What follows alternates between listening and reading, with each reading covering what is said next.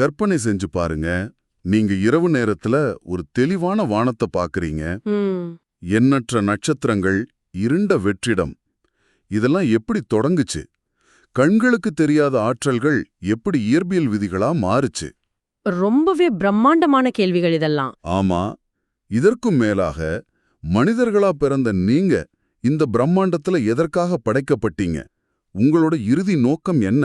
கண்டிப்பா இத பத்தி நம்ம யோசிச்சே ஆகணும். இத்தனை பெரிய அறிவியல் மற்றும் தத்துவ புதிர்களை, அதுவும் குவாண்டம் இயற்பியலும் பிரபஞ்சவியலும் இன்னைக்கு விவாதிச்சுக்கிட்டு இருக்கிற விஷயங்களை வெறும் 4 வரிகளுக்குள்ள யாராவது முழுமையா டீகோட் செஞ்சிருக்க முடியுமா? அதுதான் ஆச்சரியமான விஷயம். நிச்சயமா முடியும். இன்னைக்கு இந்த ஆழமான அலசல்ல நம்ம பார்க்க போறது ஒரு சாதாரண கவிதையே இல்ல. அருட்பெருஞ்சோதி அகவல்ல இருக்கிற 252 முதல் 255 வரையிலான வரிகளைத்தான் நாம இன்னைக்கு அக்குவேர் ஆணிவேரா அலச போறோம். பாத்தீங்கன்னா இது வெறும் பழமையான தத்துவ பாடம் மட்டும் இல்ல. இது ஒட்டுமொத்த பிரபஞ்சத்தோட ஒரு ப்ளூ பிரிண்ட், அதாவது ஒரு வரைபடம்னு கூட சொல்லலாம். நீங்க சொன்ன அந்த வரைபடங்கிற வார்த்தை மிக சரியானது. பல நேரங்கள்ல இது போன்ற பழமையான வரிகளை நாம வெறும் பக்தி இலக்கியமாவோ அல்லது புரியாத ஒரு தத்துவமாவோ கடந்து போயிடுறோம். ஆமா, அது ஒரு பொதுவான தப்பு தான். ஆனா எந்த விதமான அறிவியல் உபகரணங்களும் இல்லாத ஒரு காலகட்டத்துல பிரபஞ்சத்தோட தொடக்கத்தையும் ஒற்றை ஆற்றல் எப்படி பன்முகத்தன்மை கொண்ட உயிர்களா பரிணாமம் அடையுதுங்கிறதையும் இவ்வளவு அறிவியல் பூர்வமா பதிவு செஞ்சிருக்கிறது, அது உண்மையிலேயே நம்மை சிந்திக்க வைக்க வேண்டிய ஒரு விஷயம். சரி, நாம நேரடியா விஷயத்துக்கே வருவோம். எல்லாம் தொடங்குற அந்த புள்ளிய, அல்லது புள்ளின்னு கூட சொல்ல முடியாத அந்த எல்லையற்ற வெளிய முதல்ல நம்ம புரிஞ்சுக்கணும். ஸ்பேஸ். ஆமா, இந்த மூல தகவல்ல 2 வரிகளை கவனிங்க. வெளிநீர் சக்திகள் அருட்பெருஞ்சோதி, வியப்புற செத்தர்கள் அருட்பெருஞ்சோதி. சரி, நாம வழக்கமா வெளி அல்லது ஸ்பேஸ் அப்படிங்கறத எப்படி புரிஞ்சுக்குவோம்? அது ஒண்ணுமே இல்லாத ஒரு இருண்ட வெற்றிடம், எல்லாவற்றையும் வரைவதற்கான ஒரு வெற்று கேன்வாஸ் அப்படிதானே நினைப்போம். ஆமா, பொதுவா அப்படிதான் ஒரு கற்பனை இருக்கும். ஆனா ஒண்ணுமே இல்லாத அந்த வெற்று வெளியில எப்படி திடீர்னு சக்திகள், அதாவது ஆற்றல்கள் இருக்க முடியும்? அதுதான் இங்க இருக்கிற முரண்பாடான ஆனா மிக அடிப்படையான அறிவியல் உண்மை. நீங்க அந்த வெற்று கேன்வாஸ் உருவகத்தை சொன்னீங்க இல்லையா? ஆமா, ஒரு பிளாங்க் கேன்வாஸ். அது நம்ம மனித கண்களுக்கு புரிவதற்காக நாம கற்பனை செஞ்சுக்கிற ஒரு விஷயம். ஆனா இயற்பியல் ரீதியா பாத்தீங்கன்னா பிரபஞ்சத்துல ஒண்ணுமே இல்லாத வெற்றிடம் அல்லது சூனியம் அப்படின்னு எதுவுமே கிடையாது. ஓ, அப்படியா? எதுவுமே இல்லையா? கண்டிப்பா கிடையாது. நவீன அறிவியல்ல இத குவாண்டம் வேக்யூம்னு சொல்லுவாங்க. அதாவது பார்ப்பதற்கு எந்த பருப்பொருளும் இல்லாம, கோள்களோ நட்சத்திரங்களோ இல்லாம வெறுமையா தோன்ற அந்த வெளியில கூட அடிப்படையான ஆற்றல் அலைகள் துடிச்சிக்கிட்டே இருக்கும். அந்த எல்லையற்ற ஆற்றல் களத்தை, அங்க புதிஞ்சு கிடக்கிற சாத்தியக்கூறுகளை தான் அவர் இங்க சக்திகள்னு சொல்றாரு. ஒரு நிமிஷம், இத நான் சரியா புரிஞ்சுக்கிறேனான்னு பாருங்க. சக்திகள்ங்கிறத ஒரு கச்சா ஆற்றல், அதாவது ஒரு ரா எனர்ஜி அல்லது கண்ணுக்கு தெரியாத ஆனா பாய்வதற்கு தயாரா இருக்கிற ஒரு மின்சாரம் போல நாம உருவகப்படுத்திக்கலாமா? இல்லாதது இல்லையா? ஆமா, கரெக்ட். ஆனா அடுத்த வரிய கவனிங்க. வியப்புற சத்தர்கள் அருட்பெருஞ்சோதின்னு சொல்றார். சக்திகள் அப்படிங்கிறது ஆற்றல்னா, சத்தர்கள் அப்படிங்கிறவங்க யாரு? அதான், அது யாரு? கொஞ்சம் விளக்குங்க. இப்போ அந்த மின்சாரத்தை எப்படி பயன்படுத்துறோம்? அது ஒரு பல்பின் வழியா சென்று ஒளியா மாறணுமா, அல்லது ஒரு மோட்டாரின் வழியா சென்று சுழற்சியா மாறணுமான்னு அதை தீர்மானிக்க ஒரு சர்க்கியூட், ஒரு ஸ்விட்ச் அல்லது ஒரு டிசைன் தேவை இல்லையா? வாவ்! ஓ, அப்படியானால் சக்திகளுங்கிறது வெறும் மின்சாரம் அல்லது மூல ஆற்றல்னா, சத்தர்களுங்கிறது அந்த ஆற்றலை நெறிப்படுத்துற சர்க்கியூட்டுகள், அதாவது லாஸ் ஆஃப் பிசிக்ஸ் அப்படின்னு சொல்றீங்களா? ஆமா, அதேதான். ஆற்றலுங்கிறது சக்திகள். அந்த ஆற்றலை ஒரு குறிப்பிட்ட திசையில ஒரு குறிப்பிட்ட நோக்கத்துக்காக இயக்குற அறிவை, விசை அல்லது விதிகளைத்தான் சத்தர்கள்னு குறிப்பிட்டார். ரைட். இங்க ஆச்சரியப்பட வைக்கிற விஷயம் என்னன்னா, வெளிங்கிறது வெறுமையானது இல்ல, அது ஆற்றலும் அந்த ஆற்றலை இயக்குற விதிகளும் நிரம்பிய ஒரு மாபெரும் களம். இது கேட்பதற்கு தர்க்க ரீதியா சரியாதான் இருக்கு.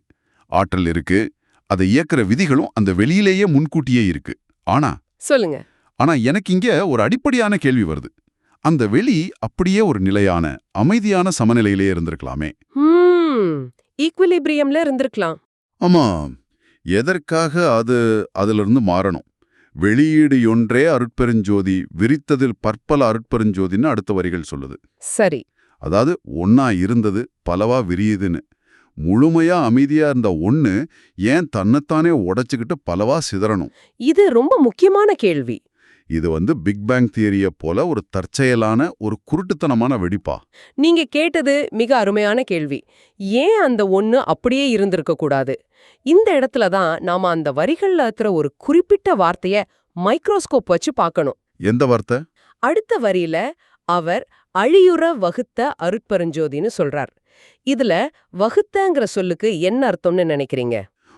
வகுத்தான்னா பிரித்த, பகுத்த அல்லது டிவைட் செஞ்ச அப்படின்னு எடுத்துக்கலாமா? அது வெறும் பிரித்தல் இல்ல. அது வடிவமைக்கப்பட்ட அல்லது ரொம்ப பிளான் செஞ்சு பண்ணப்பட்ட ஒரு பிரித்தல். இப்போ ஒரு கண்ணாடி கொடுவை தவறி தரையில விழுந்து சிதறுதுன்னு வச்சுப்போம். அது ஒரு விபத்து. ஆமா, அது ஒரு தற்செயலான வெடிப்பு. அதுல எந்த ஒழுங்கும் இருக்காது. ஆனா ஒரு பிரம்மாண்டமான கட்டிடத்தை கட்டுவதற்காக வரைபடத்தின்படி செங்கற்களை முறையா பிரிச்சு அடுக்குவதுங்கிறது வகுப்பது. ஓ, கரெக்ட். பிரபஞ்சத்தோட விரிவடைதல்ங்கிறது ஏதோ ஒரு குருட்டுத்தனமான விபத்து இல்ல. பாடல் மிக தெளிவா சொல்லுது, அது மிக நுணுக்கமா ஒரு குறிப்பிட்ட நோக்கத்துக்காக வடிவமைக்கப்பட்ட விரிவடைதல். சரி, உங்க வாதத்துக்காக அது வடிவமைக்கப்பட்டதுன்னே வச்சுப்போம். ஆனா அந்த ஒண்ணு எப்படி பற்பலாக விரியுது, அதுவும் அதோட தன்மை மாறாம எப்படி விரியுது? இதுக்கு ஏதாவது ஒரு அறிவியல் பூர்வமான உதாரணம் சொல்ல முடியுமா? நிச்சயமா. முப்பட்டக கண்ணாடி, அதாவது ஒரு பிரிசம் நீங்க கற்பனை செஞ்சு பாருங்க. சரி. அதனுள்ள ஒரு தூயமையான வெள்ளொளி நுழையுது. அந்த வெள்ளொளி தான் அந்த ஒண்ணு, அதாவது வெளியிட ஒன்று. ஆனா அது அந்த பிரிசத்தை கடந்து மறுபக்கம் வெளியே வரும்போது என்னவாகுது? வானவில்லோட 7 நிறங்களா மாறுமே. ஆமா, பற்பல நிறங்களா விரிவடையுது. அந்த வெள்ளொளி அங்க உடைஞ்சு அழியல. மாறாக அது பலவா தன்னை வெளிப்படுத்தி கொண்டது, பரிணாமம் அடையுது. அதத்தான் விரித்ததிர் பற்பல அப்படின்னு குறிப்பிடுறார். வாவ், அருமையான உருவகம். வெள்ளொளிங்கிறது வெளியிடை ஒன்றே, அது முப்பட்டகத்தின் வழியா பல நிறங்களா மாறுறது விருத்ததிர் பற்பல. ஆமா, அதேதான். சரி, அது எப்படின்னு அந்த மெக்கானிசத்தை விளக்கிட்டீங்க. ஆனா ஏன் நடக்கணும்? அந்த நோக்கத்தை விளக்குற வார்த்தை எது? அதுதான் நீங்க முன்பு கவனிச்ச அதே வரியில இருக்கிற அழி அப்படிங்கிற வார்த்தை. அழியுறவு. அழி எப்படின்னா கருணை, கொடுக்கும் தன்மை அல்லது அளப்பரிய நேர்த்தின்னு பொருள். ஒரு நிமிஷம், இங்க நான் கொஞ்சம் மாறுபடுறேன். கருணைங்கிற வார்த்தை இந்த இடத்துக்கு சற்று அதிகப்படியா தெரியலையா? எப்படி கேக்குறீங்க? பாத்தீங்கன்னா, பிரபஞ்ச விரிவாக்கம்ங்கிறது முழுக்க முழுக்க இயற்பியல் சம்பந்தப்பட்டது. அண்டங்கள் ஒண்ணு விலகிச் செல்லுது. நட்சத்திரங்கள் பிரச்சண்ட வெப்பத்துல வெடிக்குது. பிளாக் ஹோல்ஸ் தங்களை சுற்றியுள்ள அனைத்தையும் இரக்கமே இல்லாம முழுங்குது. இதுல எங்க கருணை அல்லது அழி வந்தது? புரியுது உங்க பாயிண்ட். கருணைங்கிறது ஒரு மனித உணர்வு, ஒரு எமோஷன் அல்லவா? அதை எப்படி ஒரு இயற்பியல் விதியோடோ பிரபஞ்சவியலோடு தொடர்பு படுத்த முடியும்? நீங்க கேக்குறது முற்றிலும் நியாயமான சந்தேகம்தான். நாம கருணை அப்படிங்கிறத மனிதர்கள் ஒருவருக்கொருவர் காட்டிக்கொள்ளும் இரக்கம் அல்லது சென்டிமெண்ட் அப்படிங்கிற அளவுல மட்டுமே சுருக்கி பார்க்கறோம். ஆமா, அப்படிதான் பொதுவா பாப்போம். பிரபஞ்சவியல்லையும் சரி, அழி அல்லது கருணைங்கிறது ஒரு அடிப்படை விசை, ஒரு ஃபண்டமெண்டல் ஃபோர்ஸ் ஆஃப் நேச்சர். ஒரு விசைன்னு சொல்றீங்களா? ஆமா. இப்போ ஈர்ப்பு விசை, அதாவது கிராவிட்டி எப்படி பொருட்களை ஒன்றிணைக்குதோ, என்ட்ரோபி எப்படி ஒரு அமைப்பை விரிவடைய செய்தோ, சரி, அதுபோல அழி அப்படிங்கிறது தன்னை முழுமையா விரிவாக்கிக்கிட்டு மற்றவற்றிற்கு தன்னை வழங்குற ஒரு பிரபஞ்ச இயல்பு. ஒரு இயல்பு. உதாரணத்துக்கு, ஒரு மரம் தன்னிடம் இருக்கிற சத்தை எல்லாம் திரட்டி பழங்களை தருவது மனித கணக்குல கருணையா இருக்கலாம். ஆனா மரத்தோட உயிரியல் கணக்குல அது அதோட இயல்பு. ரைட், அது அதோட நேச்சர். பிரபஞ்சம் தன்னை தானே விரிவுபடுத்திக்கிறதே தனக்குள்ள இருக்கிற எல்லையற்ற ஆற்றலை பல வடிவங்கள்ல அளிப்பதற்காக, அதாவது கொடுப்பதற்காக ஏற்படுத்தப்பட்ட ஒரு கட்டமைப்பு தான். அது ஒரு எமோஷன் இல்ல, அது ஒரு மெக்கானிசம். ஓ, அப்படியானால் அழிங்கிறத ஒரு சென்டிமெண்டலான வார்த்தையா பார்க்காம ஒரு ஃபோர்ஸ் ஆஃப் எக்ஸ்பான்ஷன் அண்ட் கிவிங்கா, ஒரு இயக்க விசையா பார்க்கணும்னு சொல்றீங்க. 100க்கு 100 உண்மை. இது உண்மையிலே ஆச்சரியம் அளிக்கிற ஒரு புதிய கோணம்தான். சரி, பிரபஞ்சம் விரிவடைஞ்சிருச்சு, ஆற்றல்கள் பலவாயிடுச்சு, அண்டங்கள் உருவாயிடுச்சு. அடுத்தது என்ன? அடுத்து நம்ம கதை தான். ஆமா, நம்மை போன்ற உயிரினங்களோட கதை, உங்களோட மற்றும் என்னோட கதை எங்க ஆரம்பிக்குது? அடுத்தடுத்த வரிகள்ல வெளியிட உயிரியல்னும் வித்தியல் சித்தியல்னும் வருது. அதை பத்தி பேசுவோம். கண்டிப்பா. பிரபஞ்சத்தோட ஒட்டுமொத்த நோக்கமும் வெறும் நட்சத்திரங்களையும் தூசு படலங்களையும் கோள்களையும் உருவாக்குறது மட்டும் இல்ல. அந்த பிரபஞ்சம் தன்னைத்தானே உணர்ந்து கொள்ளும் ஒரு கருவியா உயிர்களை உருவாக்குது. அதுதான் வெளியிடை உயிரியல். வெளியின் நடுவே உயிரியல் விதிகள் அமையுது. ஆமா. ஆனா இந்த உயிரியல் மட்டுமே இறுதியானதா? நாம பிறந்து, சாப்பிட்டு, தூங்கி, இறப்பதற்காக மட்டும்தான் இந்த பிரம்மாண்டமான விரிவடைதல் நடந்ததா? இல்லன்னு தான் தோணுது. நிச்சயமா இல்ல. அதனால தான் அடுத்த வரியா அவர் வித்தியல், சித்தியல் அப்படின்னு சொல்றார். வித்தியல், சித்தியல் இந்த வார்த்தைகள் கேட்பதற்கு ரொம்ப ஆழமா இருக்கு. ஆனா இதோட நிஜமான அர்த்தம் என்ன? நீங்க என்ன நினைக்கிறீங்க? அதாவது வித்தியல்னா விதை, சீட் ஸ்டேட்னும், சித்தியல்னா முழுமை அடைதல், அட்டைன்மெண்ட் ஸ்டேட்னும் நான் பொருள் கொள்றேன். மிக சரி. அதாவது நாம வெறும் மாம்சப் பிண்டங்கள் இல்ல, நாம ஒவ்வொருவரும் ஒரு விதை, முழுமையை நோக்கிய ஒரு பரிணாம வளர்ச்சிக்காக காத்திருக்கிறோம்னு சொல்றாரா? மிக துல்லியமா பிடிச்சிட்டீங்க. ஆனா இதையும் வெறுமனே ஒரு தத்துவமா பார்க்காம உங்க அன்றாட வாழ்க்கையோட, இத கேட்டுக்கிட்டு இருக்கிற ஒவ்வொருவரோட வாழ்க்கையோட பொருத்தி பாருங்க. சரி, எப்படி பொருத்தி பார்க்கறது? நாம இப்போ இந்த நொடியில எந்த நிலையில இருக்கோம்? நாம பெரும்பாலும் விதையல் நிலையில, அதாவது விதை நிலையில தான் இருக்கோம்.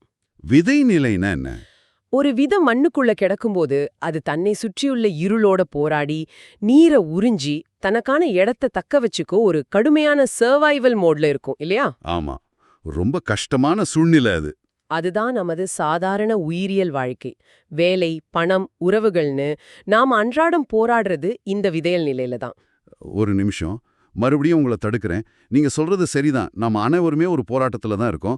ஆனா இந்த உயிரியல் வாழ்க்கைங்கிறது மிகவும் கொடூரமானது அல்லவா? எப்படின்னு பாக்குறீங்க? சர்வைவல் ஆஃப் த ஃபிட்டஸ்ட்ங்கிற டார்வினின் விதிப்படி பாத்தீங்கன்னா, இயற்கை எங்கும் வன்முறை நிறைஞ்சிருக்கு.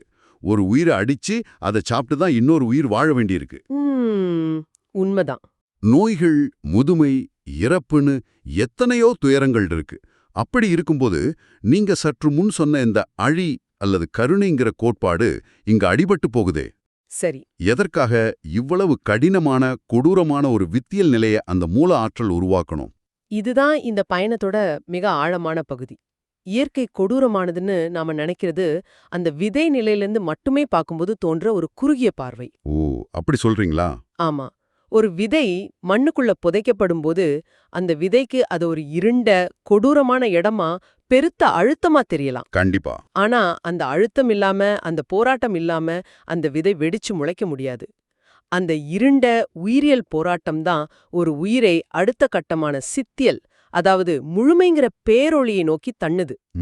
புரியுது. சித்தியல் அப்படிங்கிறது அந்த விதை ஒரு மரமா முழுமையா வளர்ந்து பூத்து குலுங்கி பிரபஞ்சத்தோட தன் ஒத்திசைவ, அதாவது ஹார்மனிய அடைகிறது.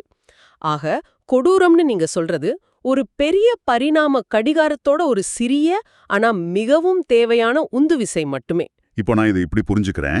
அதாவது வித்தியல்ங்கிற இந்த போராட்டம் நிறைந்த வாழ்க்கை ஒரு நிரந்தரமான நிலை இல்ல, அது ஒரு தற்காலிகமான கட்டமைப்பு, அப்படிதானே? ஆமா, சரியா சொன்னீங்க. இதோட இறுதி இலக்கு சித்தியல்ங்கிற மலர்தல்.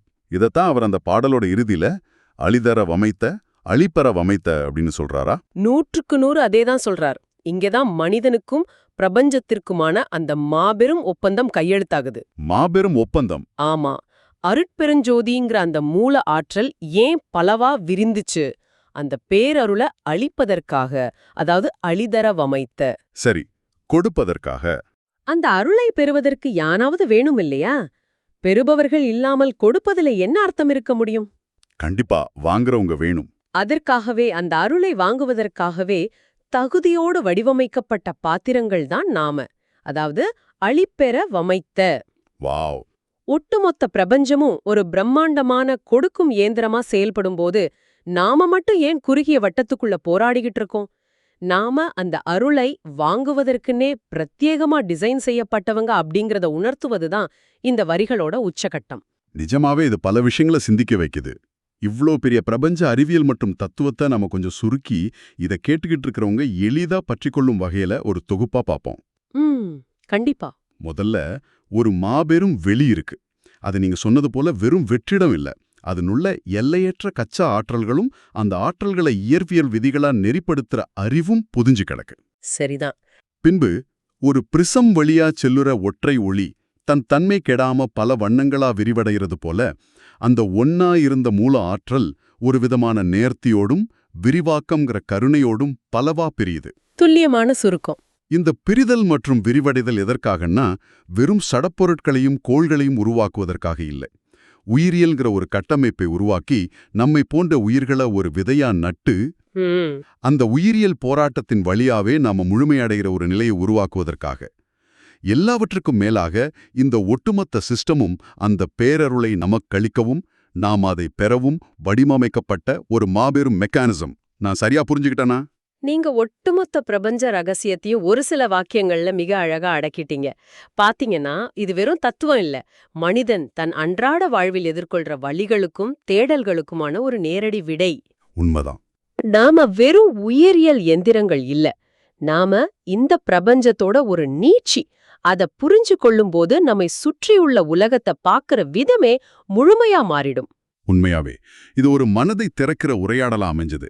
இவ்வளவு ஆழமான கருத்துக்களை குவாண்டம் இயற்பியலும் உயிரியலும் இணைந்த ஒரு பார்வையை பல நூற்றாண்டுகளுக்கு முன்பே ஒருவர் பதிவு செஞ்சிருக்காருங்கிறது மனித சிந்தனையோட எல்லையற்ற திறனை காட்டுது. நிச்சயமா.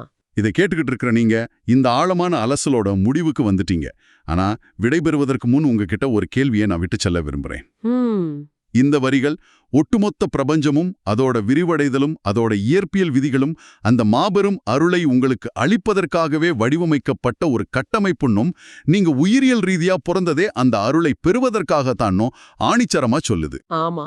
அப்படியானால் நாளை காலை நீங்க எழுந்து உங்கள் அன்றாட வாழ்க்கையின் ஓட்டத்திலையும் டிராஃபிக்லையும் அலுவலக போராட்டங்கள்லையும் குடும்ப பொறுப்புகள்லையும் சிக்கிக் கொள்ளும்போது இந்த வெளியில உங்களை சுற்றி நிரம்பி இருக்கிற அந்த பேரருளை, அந்த ஆற்றலை நீங்க உணர்ந்து வாங்கிக் கொள்ள தயாரா இருக்கீங்களா? இது ரொம்ப முக்கியமான கேள்வி. நீங்க இன்னும் மண்ணுக்குள்ள போராடுற இருளை மட்டுமே பார்க்கிற ஒரு சாதாரண வித்தியல்ங்கிற விதையாவே இருக்க போறீங்களா? அல்லது பெறுவதற்காகவே அமைக்கப்பட்ட உங்க பிறப்பின் நோக்கத்தை உணர்ந்து சித்தியல் என்னும் முழுமையை நோக்கி வேறுவிட போறீங்களா? சிந்திச்சு பாருங்க. இந்த விரிவான தேடல்ல எங்களோட பயணித்ததற்கு நன்றி.